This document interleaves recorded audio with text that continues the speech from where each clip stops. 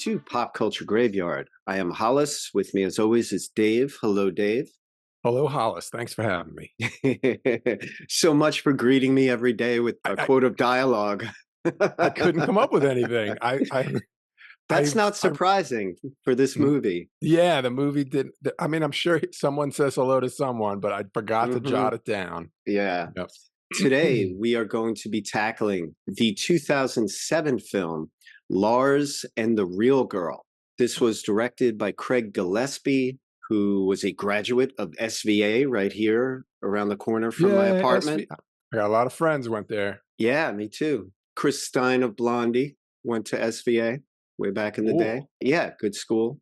And it was written by Nancy Oliver, which is a wonderful script. She was nominated for an Academy Award. She did not win. It was a hell of a good batch of screenplays that year. The winner of that Oscar, if you're playing along at home, was Diablo Cody for Juno, which is another film I love. That's tough for this to go up against.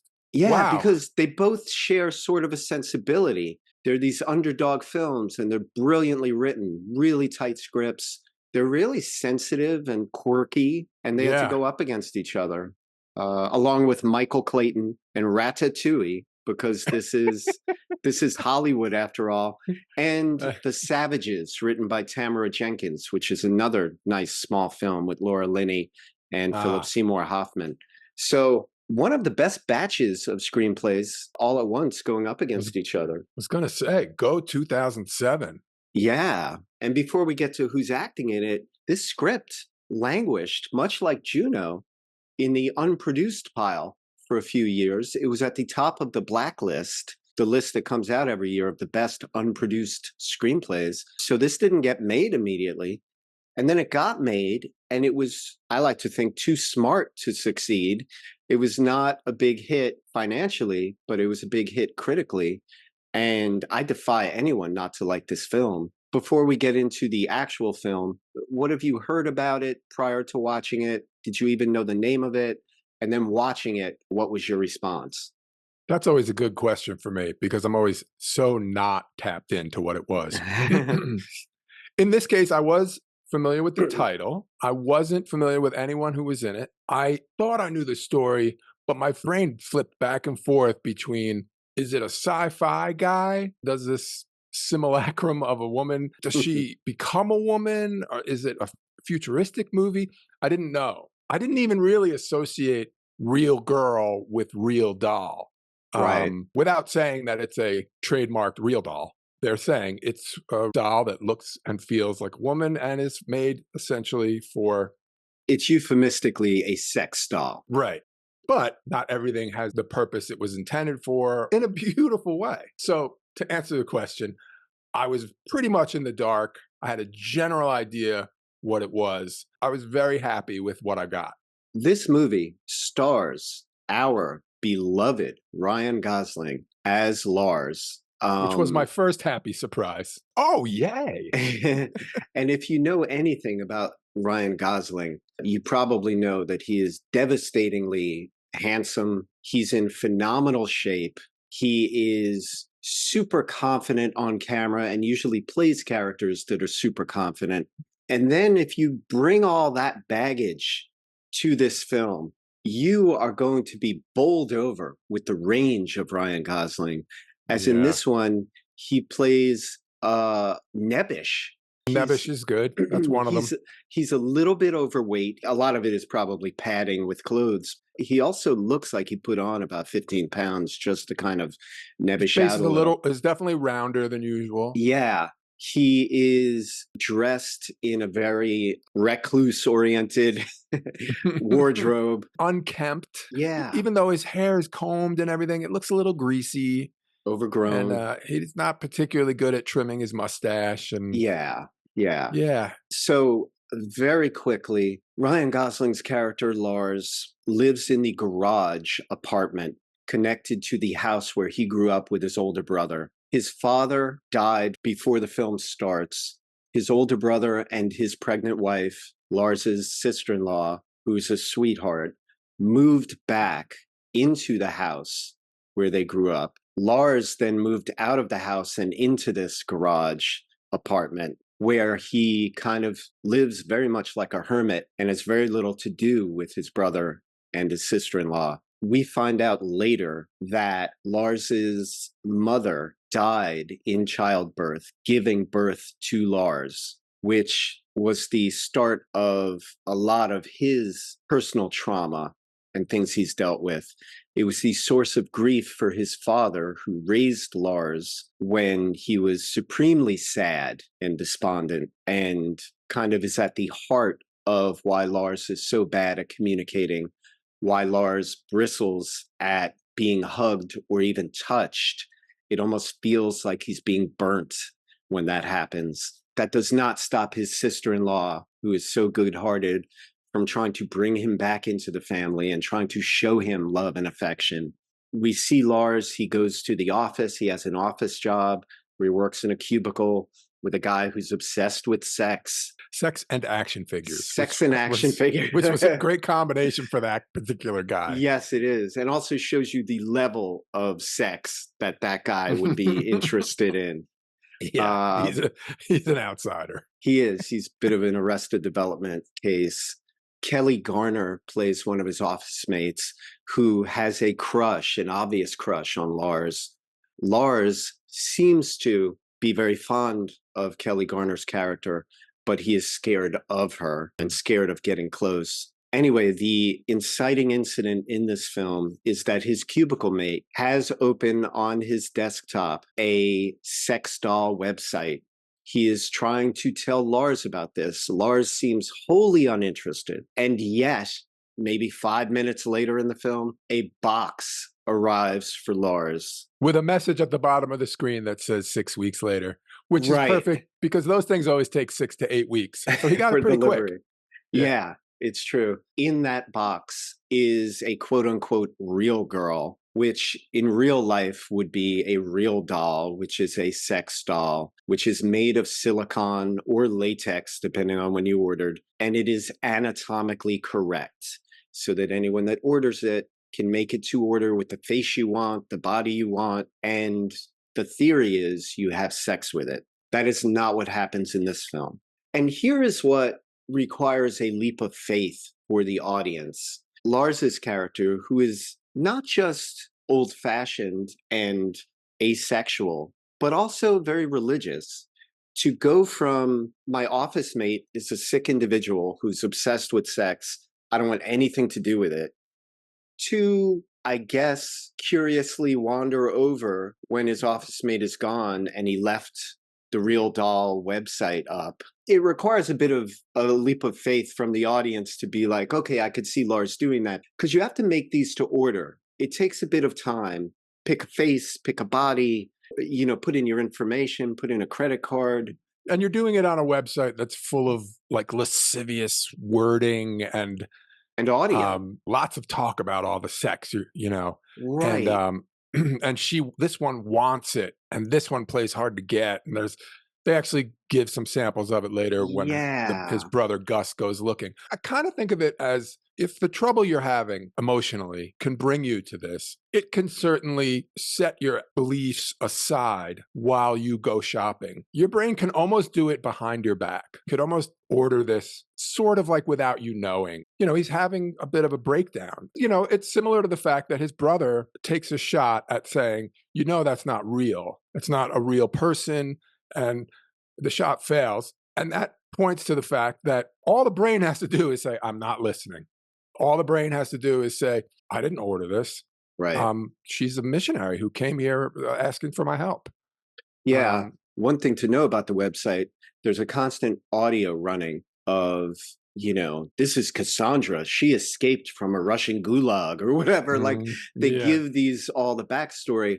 So I can kind of see Lars going through it and hearing only what he wants to hear. Yeah, there you go. Bianca was a missionary before she, and now she's just looking for a guy to settle down with or whatever. He can paste together these things. But long story short, Lars orders this real girl and she arrives and he's in his apartment with the real girl for a bit. He comes to the house and announces to his brother and his sister-in-law that he wants to bring his girlfriend for dinner. And they are blown away because, one, they had written off him ever having a Right. normal relationship. At this point, she's a visitor. He has a visitor, not a girlfriend Right. yet. But he has a visitor that he met on the internet. And Karen, being Karen with an I, being her wonderful self, Played is by Emily Mortimer. She's amazing. She immediately is like, whatever this is, could be a boy, could be a girl, could be anything. I'm going to say, oh, on the internet, lots of people are doing that, because she just is so good at, if you're happy, I'm happy. I wanted to mention that the box arrives, he unpacks Bianca. The first thing they show him do is put on a nice shirt and sweater. I think he even looks in the mirror and says, that's a nice sweater. And then we cut to him in a different sweater. Yeah. Well, so he actually is changed. Like, he was trying really hard to get a nice outfit. But I thought it was a nice thing that, like, you right away know this is not about a guy who ordered a sex doll for its usual purposes. Yeah. And he kind of mirrors his own personality in Bianca and is like, you know, we're both religious. Is it okay if she stays in the pink room, which used to be his mom's room? And they're like, of course, we can put her up, no problem. He then also says that she's in a wheelchair. Like, he very quickly lays out all the groundwork towards any holes you might poke in his delusion. Why doesn't she walk? Why doesn't she do it? And he very quickly sets the table in a way that, you know, they can't really say much in his mind to dissuade him. They sit on the couch. He says, I'll go get her. I'll be back. And then we cut to Lars and Bianca sitting on the couch and Gus and Karen sitting on chairs facing the couch, like trying not to look like Lars is insane. He lays a little more groundwork. He introduces us to something he'll be doing through the movie, which is leaning in to hear her and saying, she says this, she says that, which is seen before. We understand how that works. Funny, though, did you have the thought? I was thinking of Han Solo and Chewbacca. I was thinking of like that kind of thing, because it's... I was thinking of that. I absolutely thought about Chewie and Han Solo. Yeah. Probably that much easier for us to assimilate to it. Yeah. Anyway, the two of them excuse themselves and they go in the kitchen. And Gus has what probably most older brothers would have, which is like a freak out. Right. My brother is insane. I'm going to spend the rest of my life taking care of him. We have to put him in a hospital. And a very well done scene of him freaking out and Karen trying to calm him down. He's not wrong to feel this way. It's great because in Gus and his wife Karen, they give us all of the feelings you could have about this. They're the polar opposites and everything in between, the whole spectrum of how you could respond to Lars springing this on family. And then at the end, they're walking in with the salads, with 4 salads, because they're going to eat. And he's like, why are we feeding her? Or why, she doesn't eat. She's not going to eat this. She's not going to eat this. And so we cut to them all at dinner. It's genius. Lars is eating his dinner, but then he's occasionally reaching over and eating some of hers. So by the end of it, you're left with 2 plates of leftovers. 2 slightly eaten plates. He's a bit of a genius in covering his ass that his date is not real. I want to talk about the fact that Gus freaks out in the kitchen. Karen helps him get it together. And then it's Gus who carries out the extra salad that no one's going to eat.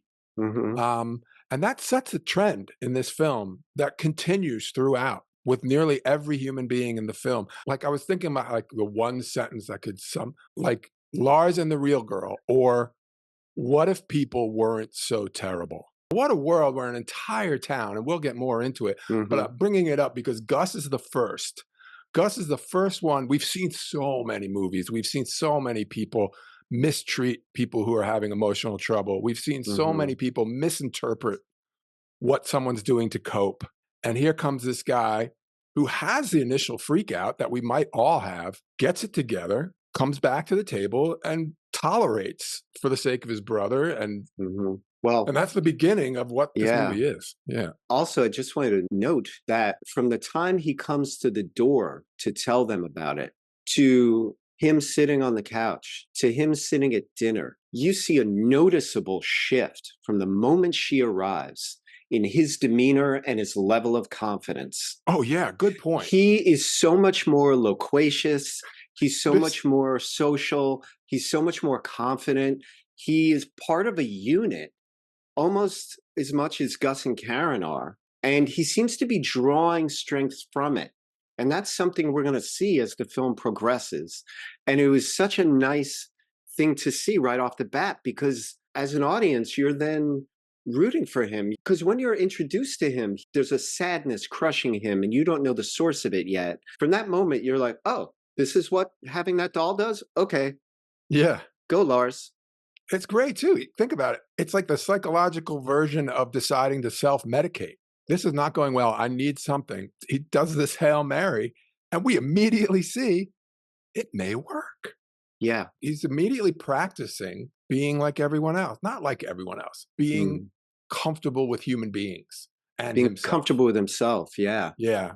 The nature of these dolls, I would imagine, it's something that is kept 99% of the time very private. It's a deep, dark, quote unquote, dirty secret for most guys that order these. It's probably almost always shameful. Almost always shameful. And so what's wonderful is he's right off the bat using this doll, like you said in the beginning, not for what it was originally intended. It's almost like a ridiculous equivalent of a kid skating in empty swimming pool. It's like a skateboard in an empty swimming pool of a relationship. It is, he's working out his issues on some level he's unaware of with this quote unquote real girl. And Gus and Karen are so concerned, mostly Gus, that they consult their family doctor, who luckily also happens to be a psychologist. And she is played by Patricia Clarkson, who is wonderful in everything. There is a sweetness to Patricia Clarkson that she exudes on camera, and it is here in spades. Combined with such professionalism. Yes. Like it's combined with this super professional manner. The combination is perfect. You get a healing touch. Yeah. I've never seen science and sweetness hand in hand like this before. I could see someone saying like, oh, my psychologist is so good, so professional, so learned about my problem, but not particularly emotionally. And this is like, well, then she's not so good at what she does. Right. This person is actually so good at what she does. She's incredibly knowledgeable. She's got intuition, and she's sweet as pie. It is almost like this doctor who she's portraying, Dagmar, exists at the intersection of the brain and the heart. It is a dream doctor scenario. We all wish we had. There's a lot of dream scenarios in this movie. Yes. It's also, what if someone did this crazy thing and everything went right? Right. God bless Karen came up with this idea. Hey, your brother thought, since Bianca came from another country and she's come all this way, and probably good to go to the doctor and have her checked out, knowing in the back of her mind that the doctor is also a psychiatrist because they live in a very cold climate and all doctors are psychiatric doctors because things get depressing. Yeah, very small town. But and very cold. So good on her to come up with a trick to get them in front of a psychiatrist or a psychologist. Because if Gus, Lars's brother, were pitching this, it would be solely, Lars, I think you should see someone. Bianca will stay with us and you can go and see the doctor. But yeah, genius on Karen's part. Yeah. So Patricia Clarkson's doctor, Dagmar, she has the brilliant idea, because Bianca's blood pressure is a little low. She ascribes to her some rare disease that requires treatment and then a rest period afterward, during which time Lars will keep her company. And the two of them spend this time together. And it's very much a therapy session that does not feel like a therapy session for Lars, because Dagmar is such a good doctor and so brilliant and folksy about it. She just has her lunch and chats with him. Even when Lars once tries to get out of it, she says, okay, let's leave Bianca to rest and we'll go in my Mhm. office again. And he goes, I think I'm going to stay with her. And Dagmar says, I'll we'll stay both stay. too. Yeah, we'll both Yeah, stay. Yeah. beautiful. So during this period, during the what we'll call maybe the therapy sessions, we learn a lot about Lars. And that's when we find out that Lars's mother died giving birth to Lars, which I know a little something about this from my family situation, is something that no member of the family gets over. It's something that stays in the family, both in the dynamics between the family members and especially the child who is born of this tragedy. There's a complication and a wrinkle to this because the trauma of Lars being brought into the world also complicates his feeling about his sister-in-law, who he likes very much, He's who is terrified for pregnant. her. He's Mhm. terrified for her giving birth. His new favorite person, his only favorite person, Yeah, is this sister-in-law who seems to love him unconditionally. And yeah. she's pregnant. And as She's far as very pregnant. She's like and 8 months pregnant. his experience is mothers have babies and the mothers. I mean, this is the most this is the most thought I've ever given to the fact. I've heard said many times, and especially America is sort of famous for being so advanced in its medicine and its hospitals, and yet mortality during birth is very poor in the United States. It's not great. We don't do well with keeping people alive during birth. Mhm. I've heard that so many times, and I've never thought about the person who then grows up having feelings of being the cause of it. And grows up in a house with the parent who lost their partner Perhaps you think looks at you as the culprit. as the culprit.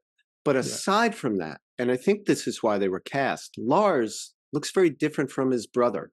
Lars has fair hair. Mm. Lars is shorter. Lars has delicate features. And I assume that he shares a lot of features from his mother. Mm. And so growing up with a father who was so Mm. sad that Gus couldn't take it and moved out. And that's the house that Lars grew up in. Yeah. And here's Lars looking like his mother with his father looking at him in despair. Yep. Every time his father looks at him, his face drops. The place where Lars finds himself is not surprising. While I was watching it, it bummed me out when I thought about how many people grow up in that position. Kudos to everyone who turns out okay. Well, here's a lovely thing about this movie. Dr. Dagmar, she tells Gus and Karen not to even attempt to break the illusion, even though Gus tries and fails. She tells them that this is all happening through Lars. He needs this to happen, and he'll decide when it's over. She says something along the lines of not all mental problems are these are not her exact words. Not Right. all mental problems are a problem. Sometimes they are a solution. She lays it out. Which is a very outside the box thing to say. Unreal. Beautiful. Mhm. Your brother Yeah. may be helping himself. You need to follow through. But they're all going to laugh at him. And she says they're going to laugh at you too. Yeah, that's a great line. That's a great line. Because, yeah, what's on the page is what's said. But the subtext is, you're not telling me they're going to laugh at him. You're scared they're going to laugh at you. And I'm calling you on it by saying right out in front of you and your wife, they're going to laugh at you too. It's great. He's like, it's great. It's like rookie move saying that to a psychologist. Yeah. Rookie move. Yeah. She sees right through him. Gus and Karen, mostly Karen, has the brilliant idea. They're going to talk to their nucleus of friends at church, the real movers and shakers at their local church, where Lars goes every Sunday. Shakers. They're Rest not in peace, shakers. No. We're privy to that little meeting, that little town hall meeting, in which features one character, your favorite, Dave. Who is she? Mrs. Gruner? Mrs. Gruner. Yeah. And Mrs. Gruner, who is like Lars's friend at church, he always helps her carry the flowers out to the car. She cowboys that meeting. They're all going around in a circle, talking about their misgivings, about reinforcing this delusion of Lars's. And she drops a hammer on all of them. And it's like, Well, what about your nephew? And what about your wife? And what about and she calls them on all their shit. And it's You're wonderful and all beautiful. weirdos. Yeah. Someone said something to me once a long time ago. Everyone is crazy once you get to know them. And there's nothing in the years since then that led me to believe that that's not true. There are things none of us can possibly explain about our own eccentricities and weird little pockets of our personalities if they were put on blast. And it's a lovely, really prescient thought that this woman has, where she's just like, this is his thing, and it's no different than our things. And then the preacher, I guess you'd call him, he kind of asks the question. He gets it done, though. The older gentleman who was sort of most against it, and is immediately, that's a nice thing. Everyone listens to reason in this movie. He is swayed by the argument about you're all weird in your own ways, but he sticks to his guns a little. And I think that's how it goes. He's like, certainly we're not letting her into the church. Right. And then the preacher gives him that thing that Christians aren't allowed to go against, which is, what would Jesus do? That's the end of that. And we then see that the town is going to embrace this delusion for the greater good. The greater good being whatever it is Lars is trying to work out. It doesn't feel like a fantasy town. It doesn't feel like a Robin Williams movie where, like, I could see it being like, oh, you think they're all going to break into song about acceptance or something. It doesn't feel. No, that's what's great about it. You know, I said it was up against Juno for the best original screenplay. And it feels almost akin to that town in that it's a very real town.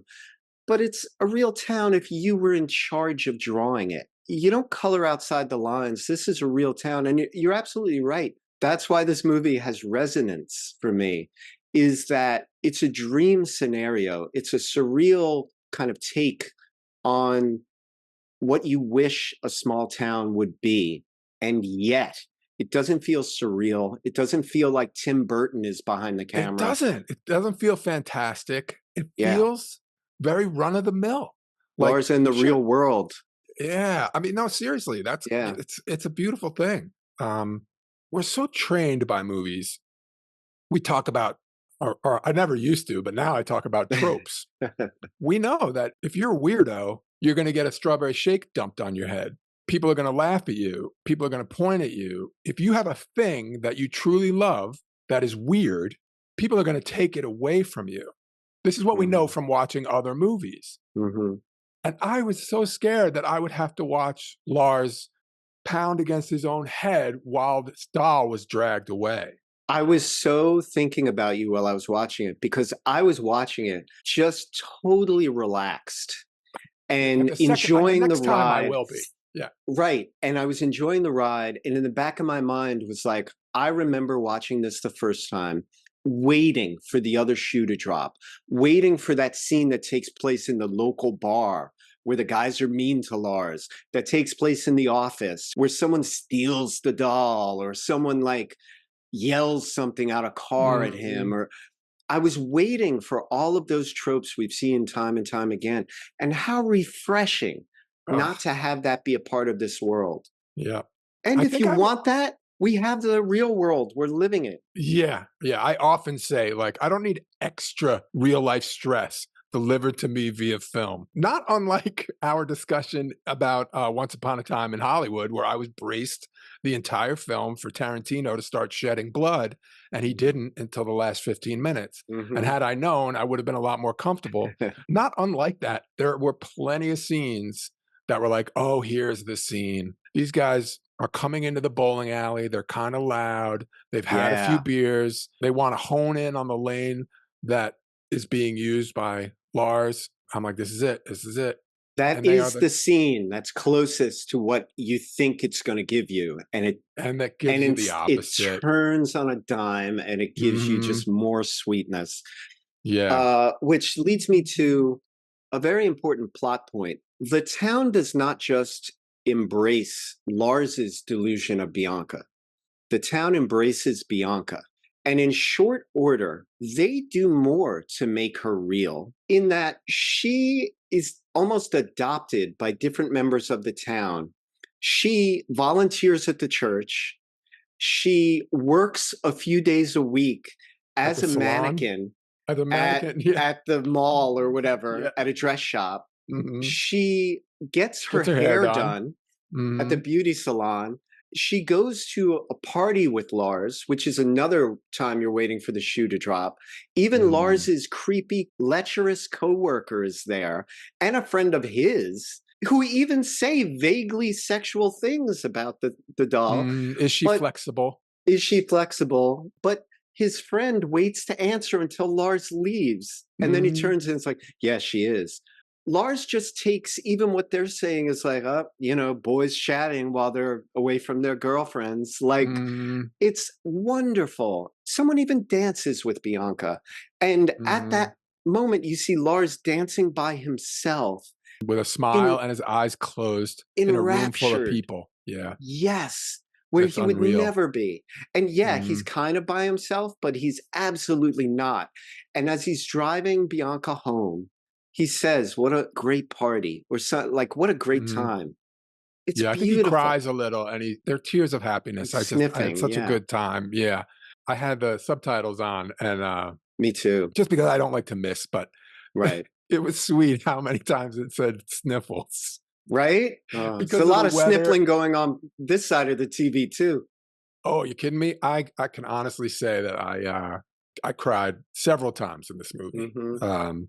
It's a beautiful happily. film. Yeah, it Yeah. was beautiful. And that party, him swaying back and forth, his version of dancing, while the husband of the host danced Mm. with Bianca in the wheelchair was so beautiful. And this is a movie like about a guy who's helping himself. That real girl got him able to go to the party. He had someone at the party that was across the room, no matter where he was. He got to experience what it's like to be at a party and walk away saying, "Oh, parties are nice."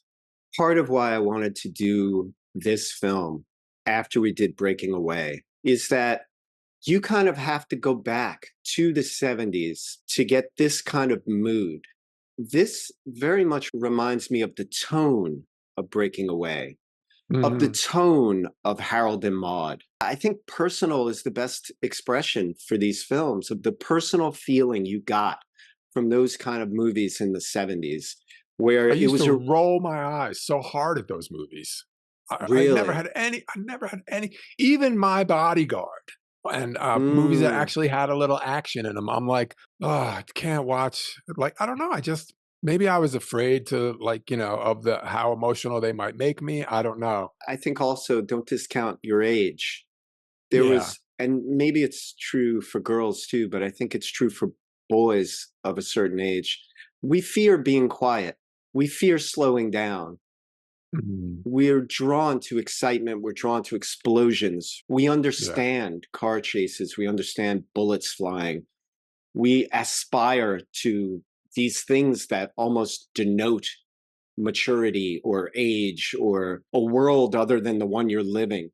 And I think maybe it's different because I grew up with older sisters and was privy to so much girl talk, and the pulse of the house was very much a feminine energy or something. But there's something about movies like this that always resonated with me. Like, you and I remember films very differently from people who were born in the last 20 years. Everything wasn't a Marvel movie. It's hard to imagine back that you had to have a storyline that made sense. You had to have characters that you cared about. You couldn't wave a wand and have things happen. And this very much is a throwback film. And that's what I think it's a miracle when films like this and Juno, these smart, quirky comedy slash dramas happen when they're pulled off. It's a magic trick. Did you ever go see that Paul Giamatti film where he's a professor? Did you ever end up The checking that? Holdovers? Yeah. Did it Yeah, I fit that saw it recently. category? I Did it loved fit? it. Yeah, I love it. I'm looking forward to seeing that. Why don't we I just feel do that next? you that's not a bad idea. Let's just do that. I Yeah, love Paul sure. Giamatti. And it's another one that is amazing. But I mean, that filmmaker, Alexander Payne, has been doing this for years. All of Mhm. his films are brilliant, and he takes his time and does them. I love Sideways. I love Descendants. I loved Election. I love his work. I don't know if this is my favorite Paul Giamatti role, but it's up there. Nice. That's exciting. Yeah. They know what they're doing. When you look at the fonts, believe it Yeah. or not, Yeah. when you look at the fonts, when you Subliminal. look at the film quality, when you look at when you listen to the soundtrack, you're like, oh, they're going back. And whereas before I avoided it like the plague, now I'm excited because I got a bunch to watch, and I'm Yeah. looking forward to it. And I Yeah. no longer look over my shoulder to make sure no one is witnessing me having quiet emotional feelings about a movie. Right. So I think we should spend some time on the relationship between Lars and Kelly Garner's character, Margot. Yeah. Margot is delightful. First of all, she and Lars almost seem to wear the same wardrobe. They are so made for each other. It is embarrassingly obvious. It is so great. They're both quirky. They're both weird, for whatever that word means. They both are super sweet and yet super shy, although Margot's more outgoing than Lars. They're both religious. Margot is in the choir at his church. Even Lars, on some level, seems cognizant of the fact that he and Margot are so right for each other. Yeah, it's nicely hinted at. It is. That he feels it, but he can't act on it. Yeah. And Margot is constantly paying Lars attention at work. She has a contentious back and forth with Lars's colleague, but Lars and her get along well. At some point, she starts dating someone in the office. And that's when we see Lars acting his version of jealous. He's very agitated. He doesn't know why. He's sort of preoccupied with what she's doing and what she's up to. One time he hears her typing on her computer. He comes right up to the cubicle opening, stands there about to say something. She turns and looks at him. He loses his nerve, walks away. And you see on her face, she's aware that whatever she's doing is working. Yeah. She knows exactly what that was. It's a great little victory for her. Yeah. She's not like, that was weird. No. That was part one of what I'm hoping for. Yeah. And she feels somewhat victorious, and you get a sense of that. Lars puts on the bravado when he's introduced to Eric. That's right. She introduces him to her pseudo boyfriend. And he's like, oh, Lars, I heard a lot about you. And he goes, I know. Or whatever. He says something like, it's almost for a second. I think it's, we're getting Gosling from Crazy Stupid Love or whatever. Does he shake the guy's hand? He does. The guy says he does with a strong grip. Right. I mean, this is a person who doesn't like to touch people. He does a good job. He intimidates the guy. Yeah. It's wonderful. Lars does a good job through the whole movie. Lars is smart. Lars is good at what he does. He gets so many things. What he doesn't get is how fortunate and loved he is. Yeah. Also, on some level, Lars knows that Margot prefers him. And Lars knows that they're meant to be together. And you see that that's what he puts on. That's his bravado. I think of seeing the real doll as the impetus to his attempt at self-medication. Or self psychology. It could be Margot that is the impetus. He might be thinking in the back of his mind, I need to fix this. Well, that's what I was thinking too. To be with Margot. Is that the doll is training wheels for Margot. Yeah. Because Lars goes through rites of passage with this doll that quote unquote normal people go through 13, 14, 15 years old, 17 years old. He's telling the doll about how he and his brother grew up. He's saying things like, oh, you should watch me chop wood sometimes. I'm good at it. Like, he is good at it. He is good at it. And, I'm a big believer in the words you put out into the world. Program your brain. You're constantly rewiring your brain with everything you say. And even just him saying that he's good at something out loud. Even him sharing that this is where I used to go with taking ownership of his life and his past and what he's good at, it can't but help build him into a better person. Speaking of which, that's what the doctor is doing. Dagmar is slowly touching his hand. She's holding hands with him. She's touching his face. And he reacts with different series of responses as he gets more and more acclimated to human touching. Yeah, what's the name of that therapy where you do little bits, first you look at a picture of a Yeah. spider, like desensitization, helping to desensitize his human contact and pain. Yeah, And she's making headway, she you is. know. And So, he's out there putting it to work. yep. He's out there, he sticks his hand out to Eric and gives him a Mhm. firm handshake. Later, I want to get to the bowling scene. Yeah, okay. So to get there, there's a wonderful scene. The more progress Lars is making in overcoming things, the more problems he and Bianca start having. They fight a lot of the time. And the fighting is just as believable as the interactions at the table when he talks to her. The fights are very telling. Why would you say that to me? I would never say that to you. How can you say that to me? Mm-hmm. Which are all things that Lars is thinking about himself and telling himself about himself. So he's making some progress with the doctor, but he's having problems with Bianca. One of the problems is Bianca's overscheduled, and he has to check. There's a wonderful thing where she's going out for the night with the old lady, and Emily Mortimer's character, Karen, says to Lars, "Did you not check the schedule on the fridge?" And Mm-hmm. he's like, "Oh, yeah, I guess I forgot to check it." And he's like, "Can I have a word with Bianca, please?" And they're yelling at each other. I shouldn't have to check a schedule on a fridge to hang out with you. Yeah, which is a very real couple fight. They're not, Sure, he's not perfectly fighting with a reasonable. doll. That's real couples. And the old lady says to She Karen, steps up. she's like, "I don't like his tone." I don't like his tone. See, he's not carte blanche. No. He's not allowed to do whatever he wants. He has to remain. Yeah. Also, this is something I took away from this too. How many times have you been in a fight with your partner as part of a couple, and either that partner didn't have to be there or you didn't have to be there for that fight to take place? I mean, most fights are that. Yeah, a lot of times Yeah. a fight is about something you're mad at, you're upset about it. Your partner just sort of gets in the line of fire. Mm-hmm. A lot of the fights Lars has, they're real fights that real couples have. 7 times out of 10, you don't need the other partner for that fight. It's just your shit, or it's your partner's shit. It's part and parcel of being in a couple that you sometimes find yourself in these one-sided fights. So they're real fights Lars is having, real couple fights. More great practice and more overcoming. Yeah.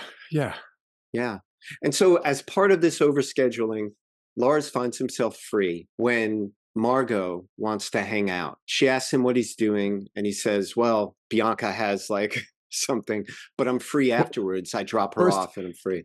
He resuscitates her bear. It's a very sweet moment. My goodness. He gives it CPR. Yeah, his cubicle mate fake hangs her teddy bear with a noose rope. Yeah, with a noose rope. And Lars very sweetly and very silently performs CPR on the little doll. She goes from tears to laughter watching him. And they have such a sweet interaction. They decide to hang out. They go bowling. And it's like a sweet little date. It's a platonic date, but it's very coupley. The feel is so romantic. Lars can feel it. And that's when Lars's brother's workmates, these guys from like the mechanic shop or whatever, come by. They're kind of bruisers. One guy operates the lane and it's like there's no lanes. And they're like, "Hey, there's Lars." And they we'll just go over there. And like Dave said, it's the only point in the film where you feel you're on the verge of getting that other shoe drop of like, oh, they're going to be mean to him. They come through the door a little loud. Yeah. They got that boisterous. They got that Camp Mohawk feel a little bit. And and I was very concerned. But it quickly puts you at ease. And instead, they just become this big, charming group. And they're rooting for Lars. Each other. They're rooting for each other. Margot is bowling well. She's giving as good as she gets. They're like shouting back and forth, like encouraging things, but also like jokey things about each other. Lars tries what looks like he gets like maybe a 7, like it's not Yeah, even a spare, a yeah, pickup spare or a strike. And I think he does what may have been like his first fist pump, like, that's yeah, right. That's good for right. me. And Margot sees it and she kind of like is so proud of him. Mm, And I also want to point out when it's just Margot and Lars, Lars is using a pink ball and no one says anything about it. nobody And I don't says mean to make a anything. big deal out of this, but gender norms and this kind of like No, sure. bullshit that goes There's a on with close up of that pink ball. It's yes. not an accident. And then when the guys arrive, he keeps using the pink ball and Hmm. nobody says anything. It's not a Yeah. point of contention. It's nothing. It's not a joke. It's not a side glance. I love that. And what about the fact that is it 4 guys? These 4 guys have 3 to 4. maybe 3? Okay. They've already had a discussion at work over heroes about emotional difficulties and the difference between a delusion and I forget the other word, fantasy and illusion or something, or delusion or something like Yeah. that. They asked Gus questions. So Yeah. it probably started with, "Hey, what's wrong with your brother?" Right. But it moved on to a delusion. Is that different from a fantasy? Blah blah blah. Mm-hmm. So they've discussed it. They're not coming into the bowling alley cold. Like yet again, this town. What if people weren't terrible? What if people weren't Yeah. afraid to talk about emotional problems? These guys are straight up blue collar, grease under the fingernail dudes. Mm-hmm. They've had a group discussion about what kind of troubles Lars is having and how best to act around him. Let's bring this film home. Okay. We said that Lars and the real girl were having problems. Bianca is not improving, according to Lars. At one point, she is unresponsive in her bed, and he's there trying to pound on the bed, trying to get her to wake up. She won't wake up. His brother, who is now so on board that he is like, well, no, she's fine. She looks fine. He doesn't understand that there's a journey happening with Lars and this Bianca. This town takes Bianca in an ambulance to the hospital. The people at An the ambulance, a hospital, hospital, and an ER. and the people at the hospital are savvy enough and are already in on it that they know which doctor to contact. Mm-hmm. They They still contact the wheel the doctor. gurney through the hospital. They They still go through the stop protocol. Lars at the doors. You can't Yep. go. No one goes beyond this point. Right. They make it very real. And then I guess behind those doors is the doctor, Dagmar. The brother asks the doctor and Lars, who are next to each other, how is she? Is she doing all right? Mm-hmm. And Dagmar lets Lars take lead and say how she's doing. From that point on, it happens very quickly that Lars's need for Bianca has subsided and Bianca doesn't make it. And so the town has a memorial service / burial, probably a faux burial, but they put her to bed as a person. And as real as she was, that's how real the town treats her death. And I think the entire town was healed by this in some way. Because much like we've talked about, it makes you feel better to reach out to someone else and help them when you're feeling despair. I think everyone had something they were working on or working through, and it made them better people to be there for Lars. Even his brother, Dave, found out stuff about himself that he had suppressed. I should never have left you with him, meaning their father, who was so sad. Lars dragged that out of him. It's very much Lars, while he's healing himself, he's healing others. He tries to talk to his brother in the kitchen in that scene, and the brother says, I don't know what makes a man. I don't know what makes a child become a man. Anyway, I got to go do laundry. And he runs away, goes downstairs. So Lars follows him to the basement and sort of insists on an answer. Well, Lars is trying to make that journey.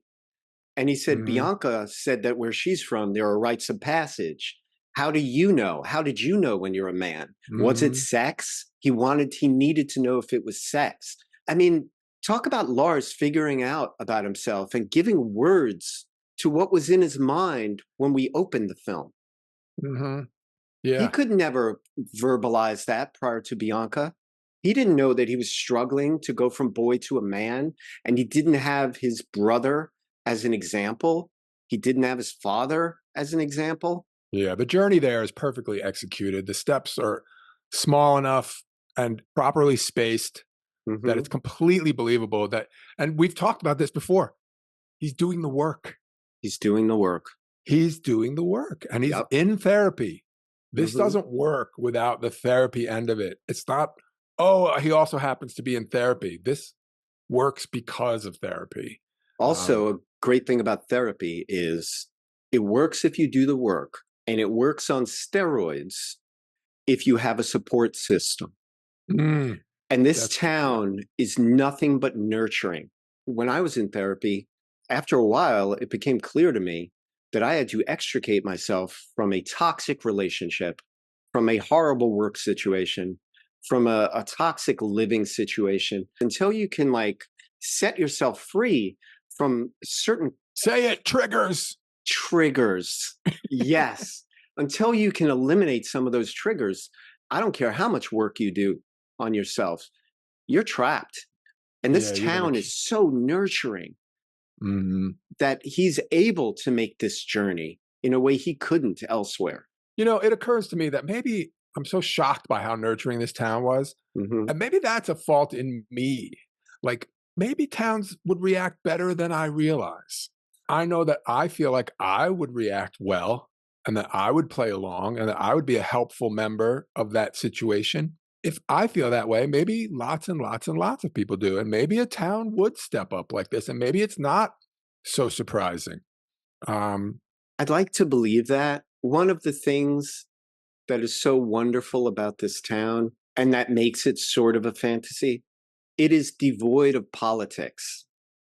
yeah, that's true. However, if you were to go back with a 2024 brush and paint certain characters with political affiliations, with the conspiracies and ugly comment threads of Reddit, Mhm. you could find enough of the real world probably to make this town not come across as beautiful as it does in this film. But Mhm. I think one of the things that makes a film so wonderful is not just what you put in it, but what you leave out of it. And this is a film devoid of bad intentions, There you and go. it's Yeah. devoid of bad blood Mhm. and all of the kind of ugliness that we have to deal with on the regular. It's like you said, wouldn't it be great if a town existed that wasn't? Your life is so much better if you live in a better place before you leave the house. If you can at least make your world, the things you can control, the books you read, the movies you watch, the music you listen to, the partner you choose, The person who lives with you as the yeah, person who lives with you has the most yeah. influence. If you can control those things, if you can create a nurturing environment, you can have the world of Lars and the Real Girl.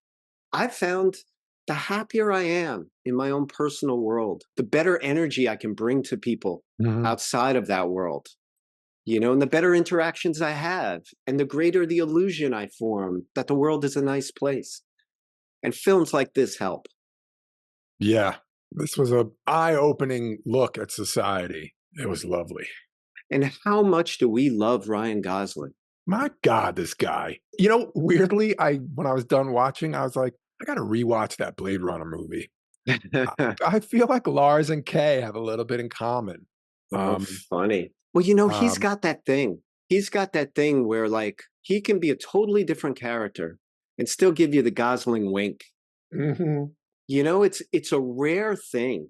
Not everybody has it. Brad Pitt has it. They're not the same guy in everything, but they give you that wink. They're like, I know you like what I'm doing. I dig it too. I'm having fun here. Like, Yeah. And he's oh, been at it I've seen some stuff. He's been at it since he's, like, not literally 9 years old or maybe yeah, he earlier. was a Disney kid, Yeah, just like he's Britney Spears and Christina fully Aguilera. ensconced. It's impressive to turn out so well. He really made a lot of right decisions and made r proper lefts and rights and I'll tell turns you along the something way. too. This guy, you would think, being how young he started, that he had some fits and starts, like being a child star and then being an adult star. And there must have been like, a learning curve. I saw a movie with him. I think it was like his first somewhat starring role. He shares the screen with Sandra Bullock, and it is a self-assured, confident role. He has got such gravitas to him. I could not believe it. I was like, I'm watching it with my wife, and I'm like, is he like 26 here? Yeah. He's just giving you all the tools. Yeah, I'm surprised he doesn't have a British accent. Let's leave it there. Sir Gosling, I'm sure, is down the road for him once he's knighted. All right, Dave, another great one in the books. Thanks for having me watch this movie. What a wonderful movie. I really enjoyed it. Oh, it's a joy. All right, pal. See ya. Hollis and Dave would like to thank you for enjoying Pop Culture Graveyard.